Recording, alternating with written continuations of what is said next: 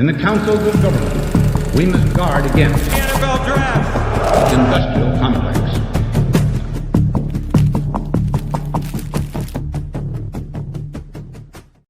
What's going on, Packers fans, NFL draft fans, maybe even college football fans? Welcome to the Draft Industrial Complex, launching with my buddy Tyler Brooke from the 33rd team. Tyler, how are you today?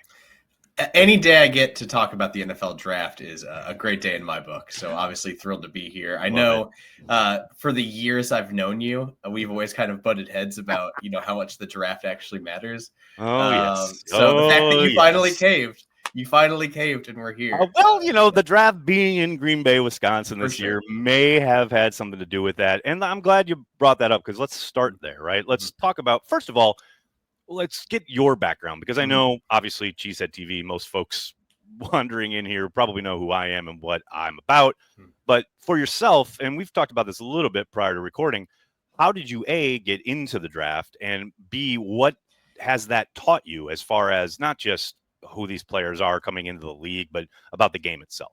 Yeah, I mean, I started in sports media in 2012. I was only a freshman at Indiana University. All of my friends went that cared about sports, went to other schools, and I was kind of left by myself going insane. And Bleacher Report ended up being my outlet to just talk about sports, and that's just kind of how my career took off from there. But probably a year into working at Bleacher Report, they started having me do draft coverage. And that kind of really sparked my interest as far as I used to care about the Packers, and then I'm from Indy, so the Colts a little bit.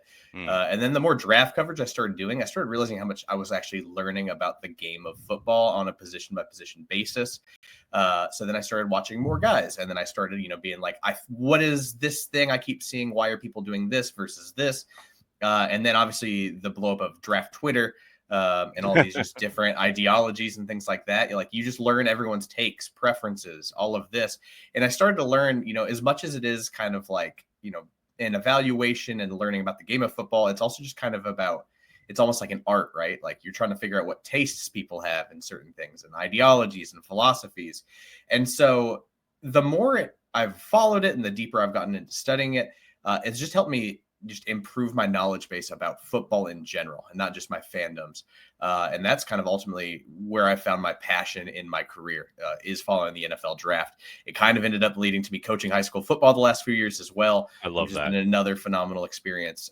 Shout out Carmel High School, go Greyhounds. But right. I've absolutely loved it. I love doing it every year, even in the years where I've, not had a draft focused job. I've continued to have a database on Google Sheets, with my big board and notes. I've got 112 players graded. You're one of those. Yeah. I hear you. We'll get into that. Absolutely loved it. Yeah. I absolutely love it. Well, obviously, I'm glad you mentioned the fact that we have at times kind of butted heads and or had differing opinions about the draft, but also just draft coverage, which is, obviously what I've kind of become known for as far as the draft industrial complex, as you see here. The idea that the group think of it and the over-analyzation of so much that goes into the draft. It's not that I think the draft is unimportant. Of course, the draft is a lifeblood for an organization, especially in Green Bay. But it does feel like these 100 days, we're in that window, right, leading up to the draft, where the tape is already there as far as what these guys have done on a football field. And it feels like each and every year we spend this time leading up to the draft trying to convince ourselves that what we see on that tape doesn't really exist. And for me, that's kind of where it kind of eats itself at times. And that's why I wanted to do this with you, because I'd love to get, the view of someone who is all in on the draft and does love the whole process, because I think there's value to it. But for myself, I want to be able to say, well, now look, this is kind of ridiculous. This is, and I'm not saying your takes are going to be ridiculous or what you're saying is ridiculous, but I do think as we go through this next few weeks, months leading up to April's draft, it'll be good to talk about some of these things and why maybe I scoff at it, and maybe you can push back and tell me, no, Aaron, this is actually kind of important. So that was the whole reason I reached out to you about this. It's funny because there's definitely going to be some times where I actually agree with you 100% on what you're saying, because sure some of this stuff is just outright ridiculous. Joe Burrow was criticized for having just small hands for a tiny bit. There was the Kenny Pickett hand skate, which that one was maybe a little more valid. But Brian Bulaga, he had short arms. It's things like that. You're totally right. People in this industry will watch hundreds of hours of film, Right. and then one additional data point will happen, and then it's like everyone blacks out. It's crazy. Yes. And that part, Really good way to put it. we will both push back on. Good. But there will Well, be other points where we get to the part of the year where the media is like, have you considered this player that's really good is actually not good? And then I will push back on that. But then there's also going to be some things, and I'm sure we'll talk about some of that today. Like there's legitimate value in this process after the film is done. Whether it's medical evaluations, character concerns, how do they perform in these AllStar games coming up, which I think we're about to talk about. All of these are just extra data points. They're not the whole story. Yes, that is fine because data collection is part of it. I totally get that. Like you said, we'll drill down into all of this as we go along here today and into the coming weeks. But let's start with some draft news because there is some already, like leading up to, we're kind of at tail end, obviously, of the NFL playoffs. The national championship from college football is tonight, and we'll get that kind of towards the end here. But first up on as far as draft news, kind of bullet point nuggets, what have you. 70 underclassmen have declared for the draft. Now, for me, and now again, I'm a newbie here on the whole draft talk thing. That feels low. Didn't it used to be more than that? Shockingly low. In 2021, there were 135 underclassmen. You see, that's what I thought. Right. This is the NIL transfer portal era. And we had the COVID classes, and those have gone away. And everyone was thinking that, you're going to get this back to, this plethora of talent again in these drafts. But now we've kind of hit this downturn again with NIL and the transfer portal, where these players are now getting, $4 to $8 million to stay in school if you're a quarterback. And we're starting to see like this is having a clear impact on kids deciding to stay in school. And I'll be completely honest with you, I'm not that mad about it. Yes, it hurts in the short term, but in the long term, the longer I've watched this, the more I've realized how much playing experience matters regardless of position. So for these kids to go back, get more experience against similar competition, continue developing, and get paid while doing it. Right. I'm actually a huge fan of it, even if it really stinks for like this draft, maybe the upcoming draft. Yeah, and I think that does make sense because it is funny to watch kind of the pendulum swing of exactly what you're talking about as far as people kind of decrying while there's all these kind of underclassmen coming out. But then watching the actual college game and the product and how kind of the mass exodus each year led to just, I guess, a more fluid kind of product as far as the quality. Some programs obviously were better than others, but I do think the fewer underclassmen is a good thing. I think the longer they stay in school and get that experience on the field, hopefully for them, it means kind of a better kind of hitting the ground running opportunity when they get to the NFL. Well, think about all these young kids that just got completely screwed over because they're, so hungry to just get flat out paid that they're going out when they're clearly not ready. And then they flame out in a year or two in the league. And it's unfair to the kid. Or they don't even get drafted, right? Exactly. I mean, that happened every single year for so many years. It's really unfortunate. I love that there's now a board of scouts that will give kids grades before they even decide to declare. We now have to deal with the Wild West of the NIL, and because there is a lot of predatory stuff going on there. That's a whole other podcast. I was going to say, we'll probably talk about that at some point. I would like to dive into it. Obviously not today, but I very much agree in that regard. 55 players have been granted special eligibility for the 2025 draft. Now, that will change after tonight, right? After the championship, I believe Notre Dame and Ohio State, they until what? January 24th? Next week, right. So, in a few days. So, basically, because they're still playing, all of these timelines have just kind of been messed up as the NFL is just trying to change rules as they go because college football just keeps changing. Glad they did it this way because I think it is important for these kids to not have to worry about whether or not to go pro and just focus on playing ball. Especially on which I've actually loved outside of the first round. I've loved the expanded playoffs so far. So, you'll probably see a few Notre Dame kids, probably a bunch of Ohio State kids decided to go pro. Real quickly, before we get to the All-Star games, we got a couple quarterback kind of news bulletins, so to speak. And both of these, I think, happened at the end of last week, but I did want to touch on them. You got Texans Quinn Ewers declaring for the draft. I don't think that's a surprise, but I don't think it's a good decision. Totally agree with you. The report is he was offered, I believe, $8 million to transfer elsewhere. I've been dying and trying to figure out where that is. I have not had any luck. He's one of those really interesting ones where I actually think I'm a little bit higher than the consensus is. Granted, the consensus is just, Twitter people saying he's a bust, he stinks. Well, This was a kid that was the #1 overall recruit coming out of high school, went to Ohio State, then transferred to Texas. And there's some traits I really like about him, but also at the end of the day, like he is terrible with pressure as far as handling it and avoiding sacks. His arm strength isn't where you want it to be, and he has great touch on his deep ball, but he puts it up and lofts it too much sometimes. And there's a few things where it's like with a little more playing time, and I actually would have loved if he transferred to go play in a different offense. I do like Sark as an offensive designer, but I just think him having to do something different would have really helped him make him a more well-rounded quarterback for the NFL. I'm not going to blame him too much. I think in the right team, if he could sit behind a vet, like, I keep thinking of, if you're a guy that's not ready to start, the Rams is probably the best place to end up. Play behind Stafford for a year or two, right? Have Sean McVay coach you up. So I'm not totally mad for him, especially if an NFL team that he's interested in has showed interest in him before he made this decision. So curious to see what happens there. And then on the other end of the spectrum, we have Georgia's Carson Beck withdrawing from the draft after, like you just mentioned, the kind of, what do you call it? The draft. What are they called? Draft board. The draft board gave him a day 3 grade.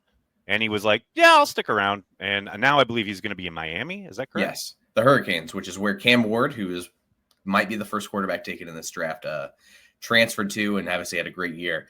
I love the move for Beck. I think it was the right decision. I was actually surprised when he declared for the draft before withdrawing his name. He had one of those years last season where it felt like he could have like a Jordan Love type draft stock. But Georgia just had no weapons. The offense was a mess this year, and he just played like crap.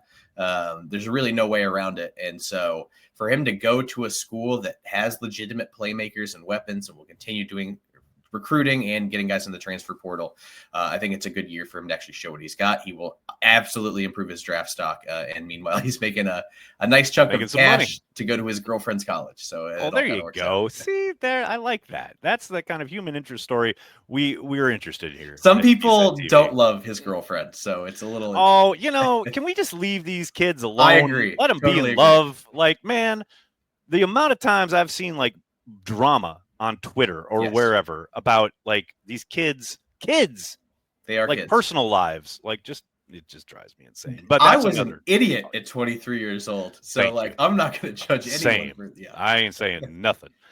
Let's turn our eyes and ears towards some upcoming All-Star games. Obviously, this is the big part of the season where, man, they're like bang, bang, bang right now. We've got the East-West Shrine Game, the Senior Bowl, the NFLPA Collegiate Bowl, all coming up. And we've already had the Hula Bowl, and I know there's like a bunch of other, maybe quote unquote smaller All-Star games. First of all, take me through the importance of these contests, because I do think because of the kind of saturation, there are so many of them. I do think maybe the casual fan who's not all in on the draft thinks they're all kind of the same. What are some of the differences, and or what is the importance of these All-Star games? Yeah, so as far as differences, it's more of just a skill level thing, and I don't mean that to demean any of these. I think they're incredibly valuable. I actually love how much the Shrine Bowl has grown over recent years. But if you had to stack them, it's like you're getting the top tier talent at the Senior Bowl, then it's Shrine Bowl, then it's Collegiate Bowl, and then from there just all the other bowl games. The value in these is this is really the first step of that pre-draft process, right? And scouts all year going to colleges for these NFL teams, and they are actually meeting with kids very briefly. They're getting a show, but for the coaching staffs, this is their first chance to get real hands-on with prospects. I believe is it Jason Vrabel is going to the Senior Bowl? Yep, he's the offensive coordinator. One of the offensive coordinators, yeah. I believe we have a linebackers coach for the Packers going to the Shrine Bowl, and he'll be coaching them. So an offensive line coach too. The assistant offensive line. See, you know better than I do, because I'm so. As much there's a lot of it, man. That's what I'm saying. There's a lot of information when you talk about these things. Covering the league as a whole, it makes me I struggle to follow the Packers a little more closely than I used to. Totally get it. That being said, I love that the coaches get the hands-on experience, and they are specifically coaching up these kids specifically. If you're a Packers fan, you definitely want to keep an eye on, which positions our coaching staffs are going to these games. Like, so for the Senior Bowl, the fact that Vrabel is going to be there coaching a lot of the offensive kids, that could mean something. Keep a closer eye on those guys. Well, plus the Packers just are obsessed with the Senior Bowl in general. Yes. And the fact that they've got one of their own now on the ground, so to speak, I think that just increases the likelihood that pipeline just keeps, turning out Packers prospects. And this might be the best Senior Bowl roster we've ever had. I mean, from quarterback down, the fact that underclassmen are now allowed to attend I was just the going game, to say, right? is just this year is absolutely loaded with talent. So the fact that the Packers, part of that coaching staff is going to be awesome for them. It's the one that everyone should be paying attention to, even if you're a little more casual of a draft fan. The Shrine Bowl has got all the Colorado guys this year. But the biggest thing is like it's good on good, right? Like similar skill levels across the board. Small school kids that dominated the lower level competition finally get to go against like SEC and Big Ten program kids. So I'm really excited about that part. I think that's probably the most valuable information to get out of this is how are these smaller school kids handling the increased competition. My number one warning though for these games. Do not freak out over a single highlight that you see, whether it's routes on air. Good luck with that. Or it's Trevor Penning doing illegal blocks and throwing defenders into his quarterback. Do not freak out over viral highlights. The Penning one just upset me. That kid was just doing dirty stuff in one-on-one reps and getting the quarterbacks at risk of being hurt. Drove me insane. I know. Well, that's kind of just the online life, right? Yeah. You definitely need to take most of it with a grain of salt. I mean, there's so many different contextual things at work there, but the point you make about good on good is so spot on. And it's funny to watch each and every year almost. The Senior Bowl in particular seems to kind of highlight a guy or two who maybe wasn't getting the national kind of love or consensus or what have you. And then he has a good week. And that's the other point there. The game is not secondary, but it's somewhat secondary comparative to the week of the practices, right? I mean, I think of last year, a guy who I really liked the film, but I was curious because he had lingering back issues and it's a weird offense. But Ladd McConkey showed up to the Senior Bowl and was just cooking dudes. Yeah. And it wasn't like he had one clip. It was just he was consistently winning regardless who he was going against. And then here he is. Obviously it was a loaded rookie receiver class, but what a phenomenal year that kid had. Absolutely love it. Let's take a look at the draft class as a whole and just want to get your thoughts as far as where this class is stronger or weaker. I always kind of bristle at this is a terrible year for XYZ because there are going to be players at each and every position. It's just a question of, is there depth? Is there can you stack a bunch of guys up and say like, these are a bunch of long-term going to work out in the NFL, blah, blah, blah. Well, some of that is dependent on where they land and what their context is around them during their career. So it's never like this position is bereft of talent. There's talent everywhere. But when it comes to the strengths and weaknesses as a class positionally, where are you looking? So I'm sure anyone that's watched the Packers, just watched the NFL, has really noticed that the league is kind of adapting back towards being run focused. You're seeing heavier personnel. You're seeing big bodies on defense. And I was starting to get worried at the college level that wasn't going to translate. And we're going to keep having these spread out things. This draft class, that is not the case. It is loaded at running back. You obviously have Ashton Genty, the guy that was the Heisman finalist at Boise State. But there's probably 12 guys that can contribute at running back. It's also just deep in the trenches. The defensive line, especially at the top, there's like 4 or 5 guys that could go first round. The edge class, whether you want a bendy speed rusher that's a little smaller, you want a gigantic human that can set the edge and rush the passer. There's just all types of flavors and a lot of depth, day 1, day 2, day 3 up front. And then, if we're talking tight end doesn't usually have a ton of guys get drafted, but the ones that will in this draft class are a ton of fun. Obviously, Tyler Warren is the one a lot of people will know out of Penn State just because you watch him. A monster. If you watch a guy out there, God, he's immediately the best player on the football field, easily, and he's a tight end. When you have him playing wildcat quarterback and stuff like that. But there's way more guys than just him in this tight end class. So I'm very impressed with at least the top. But like most of the guys will get drafted at tight end. I am looking forward to watching. There's a lot of value there. As far as weakest, not a good year to win a quarterback, man. Yeah, that's what I've heard. There's the debate between Cam Ward and Shedeur Sanders, and then I like Jalen Milroe. I think he should belong at least in that conversation. And then you've got a tier 2 of some guys. Jackson Dart's not bad. I'm an IU guy, so I liked Curtis Rourke. And then it just falls off a cliff. It's not even like it's like the guys aren't that good.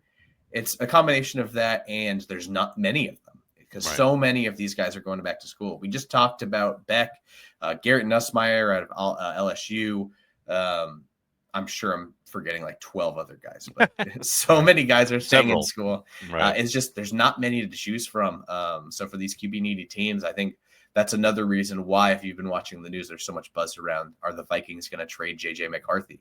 Because if there was any year for them to cut bait on him, which personally I wouldn't, they could get quite a bit of value out of it. The other position that might be thin, I don't think that's really totally fair to say, is corner. And that's mostly because all of the top guys are hurt. Notre Dame's Benjamin Morrison had a season-ending hip injury, which sounds like the worst possible injury a corner could have. Yeah. Siobhan Revell out of East Carolina had a torn ACL. I could pull up my draft board. I feel like there's 2 or 3 other guys dealing with some stuff. Will Johnson missed a lot of the year. There's questions about whether Travis Hunter is a receiver or corner. Right. So it's more of a weird corner class, I would say, a thin one. But that's probably where I am as far as strengths and weaknesses in the class. Well, that leads us into the Green Bay Packers draft needs heading into this year's draft. I mean, obviously, this is a Packers channel. We're going to talk about the Packers. And I look at the needs. Now, we're sitting here, mid-January, before anything happens as far as re-signings, tags, what have you, like free agency signings, possible trades. So, obviously, the landscape can and probably will change here. For sure. But sitting here, I'm thinking, and you can kind of chime in with your own, but for me, obviously, defensive tackle or edge, after everything they went through this year regarding the inability to get after the quarterback. Now, obviously, they've fired their defensive line coach. They certainly seem to think they have talent on hand to do the job.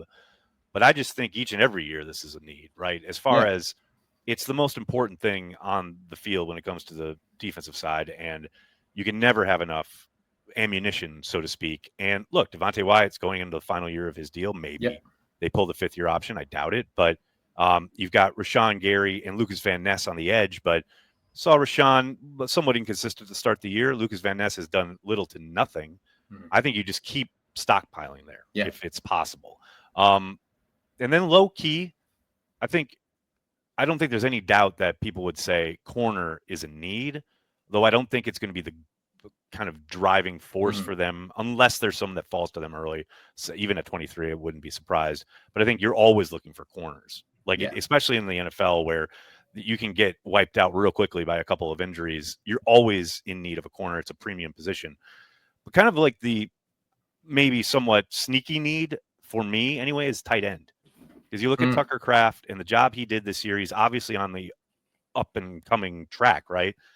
But man, Luke Musgrave has missed a bunch of time in his 2 first years in the league. And when he's been out there, it's not like it's been dynamic, right? It's not like he has lit the world on fire. And I'm not saying they're going to give up on him. Of course they're not. They're going to continue to try to develop him, etc. But man, it wouldn't surprise me if day 3 they take a swing at that position. And as you said, it's a bit of a kind of probably somewhat deeper position class in this year. I just think there's a possibility there that they look at that position. I really don't hate that, especially in the later rounds. Now, granted, again, with 110 guys or however much I've watched, I'm not at all the day 3 guys yet. So when people are like, what about this player? I was like, I have limited time to watch these guys. We'll get there. We'll get there. That's what the whole process is about. Could not agree with you more, though, as far as, up front. I think the teams that are consistently competitive are always drafting early at edge, D-line, O-line. So I whenever people complain about the Packers taking those positions early, I'm like, I don't know, man. Like, what if it works? Then you have a franchise staple on one of those trenches that's going to help you for a decade. So I never mind throwing darts there. If I'm looking at other positions you didn't mention, offensive line, which we just talked about, it's just always important to get that because the Packers Jordan Morgan coming back is going to be great. If anyone gets injured and Josh Myers isn't back, the depth falls off a cliff. Yeah, well, we saw that play out in the playoff 100%. Game, didn't we? Yeah, and it was such an issue. Other one I'm interested in, it's kind of similar with your Devontae Wyatt situation. What's the future with Quay Walker? Do they consider another ILD? Because McDuffie and Wilson are free agents. Is that correct? Yes. So the lack of depth's concerning. Tyron Hopper didn't get a lot of playing time this year, which concerns couldn't get on the field. Yeah. Because personally, I wasn't the biggest fan of it. I was pretty surprised by that draft pick, but you would hope to see him maybe develop. But if they don't want to bring Walker back on a 5th-year option, find a pairing partner with Edgerrin Cooper. Get another super fast guy. Just wreak havoc. Be the most chaotic linebacker duo. Down with that. I love it. I love this idea. The thing is, I think as much as there's some needs, like I would love a wide receiver. I don't mind if they just want to go, we are going to be a maintain position with a run game and have an elite defense. Because a lot of these championship teams can do that. And I trust Jordan Love in big enough moments if the rest is working. So curious to see what their draft strategy is, but it seems like a lot of defensive focus needs just to make sure the players fit Jeff Hafley's scheme.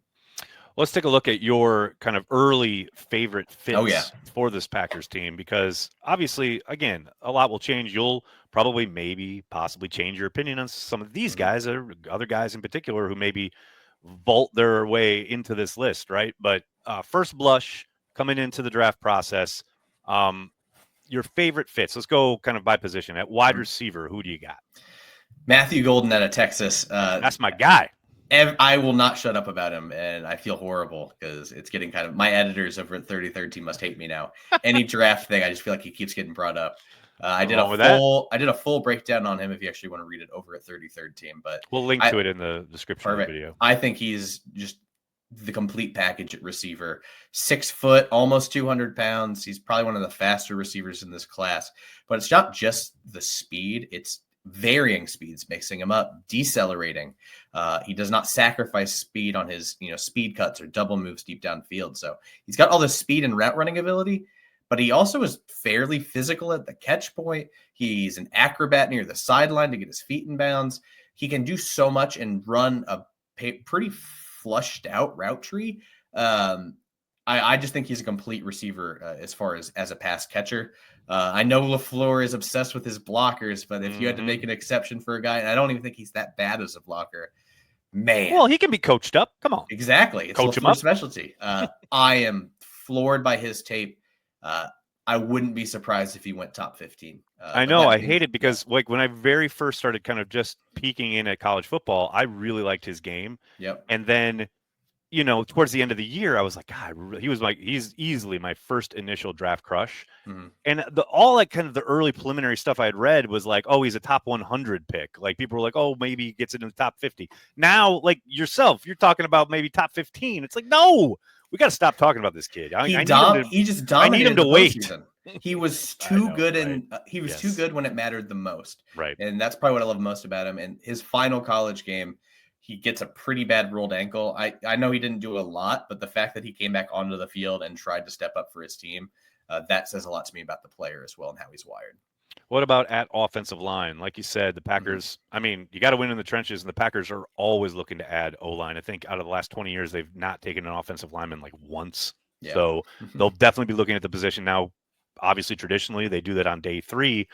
But, they took Jordan Morgan in the first last year. I think they could strike at any point. Who, in your mind, is one of your favorite fits for the Packers? Yeah, because there's guys like if they took, I'd be psyched, that are probably higher on my board because there's so many good tackles in this class. If one of them slipped and the Packers took him, I'd be thrilled. But as far as a guy in that first round range I would actually really like is Wyatt Milam out of West Virginia. This is a guy that is not allowed a sack by PFF crediting. We'll caveat that. 0 sacks over the last 3 years. He only gave up 6 pressures this season. Talk about a 6'6" guy. He's pretty light for 6'6", but incredibly fluid, great feet.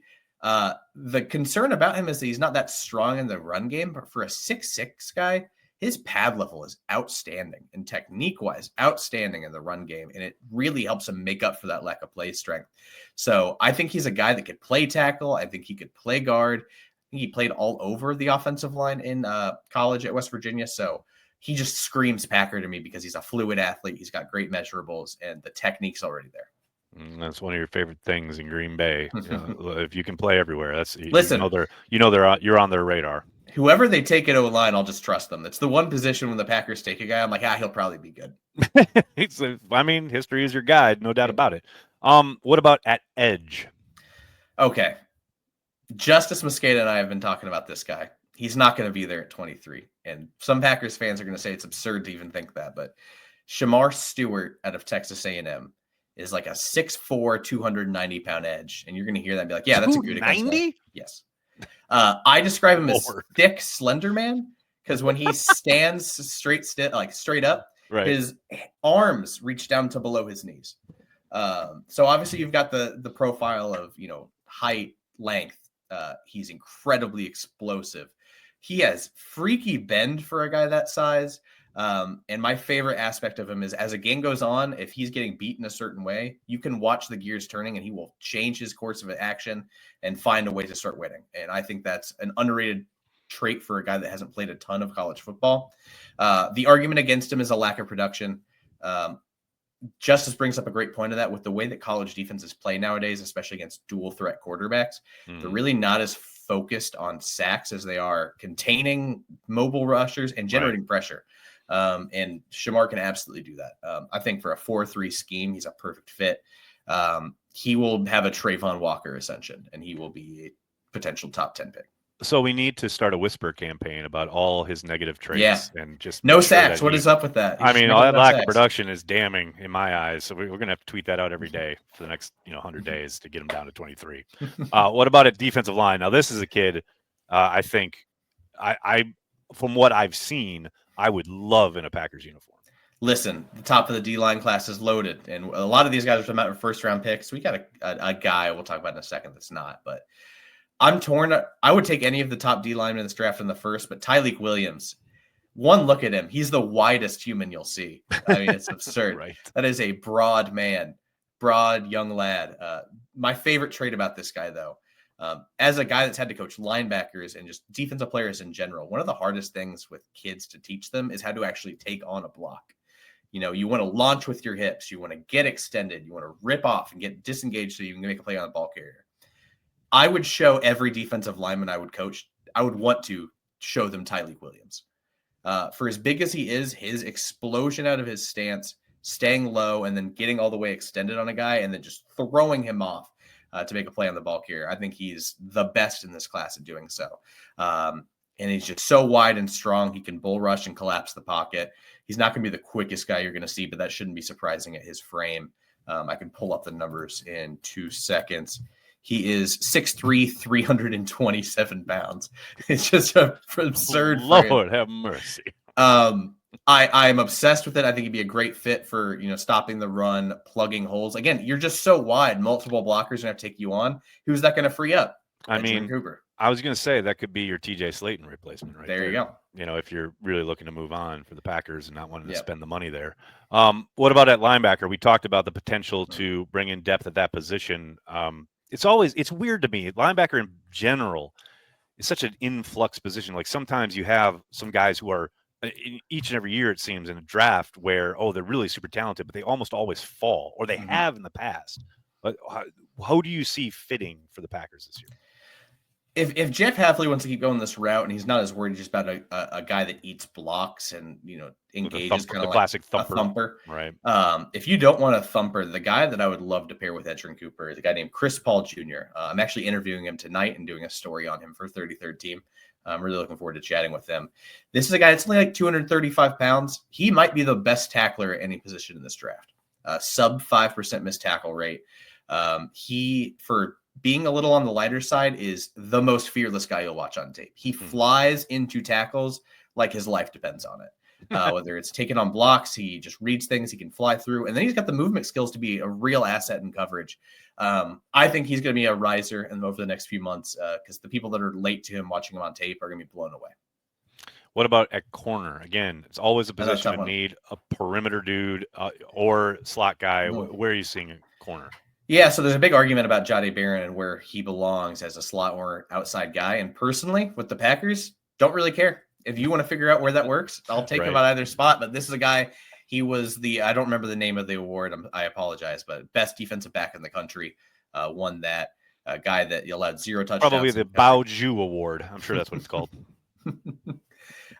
0 touchdowns allowed in coverage. I think 5 interceptions, a bunch of pass breakups. He's just really fluid, nice size, is physical at the catch point and will break up passes without being overly grabby. Same thing with being targeted downfield. He doesn't panic. He stays patient, relies on technique. As far as a coverage corner goes, probably the most technically sound guy I've seen that doesn't have to rely on just physical tools and athleticism. And then he's got those instincts to make plays on the ball. Run support could be better. It's not like it's bad. All right. It's not like it's bad. Don't tell me what he can't do. Tell me what he can. Exactly. Do. That's what I'm saying. I think with the way Jeff Hafley's scheme works. I think I might be talking myself out of the fit because there's just so many corners in this class I actually like. But Barron is that one that's just, he has the pedigree, he has the production, and would just immediately be an asset as a coverage corner. Taking a look at the game tonight, the college football championship, Ohio State against Notre Dame. I got to tell you, as a Packers fan, I am obligated to root for Notre Dame simply because without Notre Dame, there is no Curly Lambeau bringing and making the Packers happen. So that's my rationale. That's the level of which I am kind of watching this game. But if I were to watch, say, hey, there might be a player or two here, or obviously probably multiple players that not only would the Packers be interested in, but like the NFL draft is going to feature, and you're going to hear their names quite a bit over here in the coming months. Who should I be looking at tonight in the championship? Yeah, so if you're looking for draft eligible guys that aren't going to be Packers, like let's just get that out of the way. Right. Xavier Watts out of Notre Dame could be the next great Xavier safety.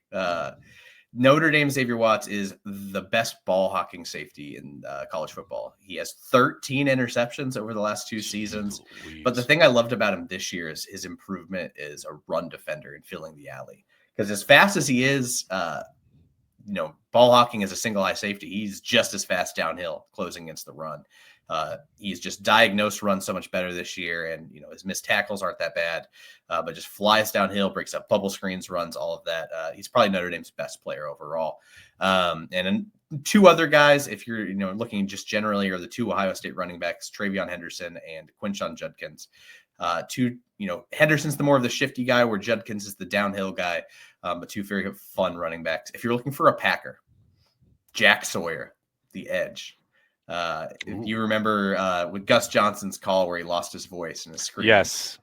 All-time call. My goodness. Jack Sawyer is going to go down as one of the greatest players in Ohio State history. He is a former 5-star. He's going to probably win the national championship tonight, unless it's a massive upset. But he's a Jeff Hafley 4-3 defensive end kind of guy. Thicker guy, great against the run, has a bag against the pass, is explosive. He's got length. And again, he has the production in college. So if you're looking for a guy that could be a potential Packer, watch Jack Sawyer. He's a ton of fun. All that means is he'll definitely be available when the Packers select, and the Packers will pass on him, and I'll have to hear about it for the next 20 years. I can imagine a certain sect of Packers fans really want Jack Sawyer. It's coming. I know it's coming. All right, Tyler, I can't thank you enough for the time, man. Really looking forward to chatting with you throughout the entirety of this draft process here on the Draft Industrial Complex. Thanks again, and I'll talk to you next week. Yeah, I hope I don't annoy you by the end of this process with draft stuff. But not going to happen, buddy. Not going to happen. It's the whole point of it. Looking forward to you. Talk to you soon. In the councils of government, we must guard against NFL Draft industrial complex.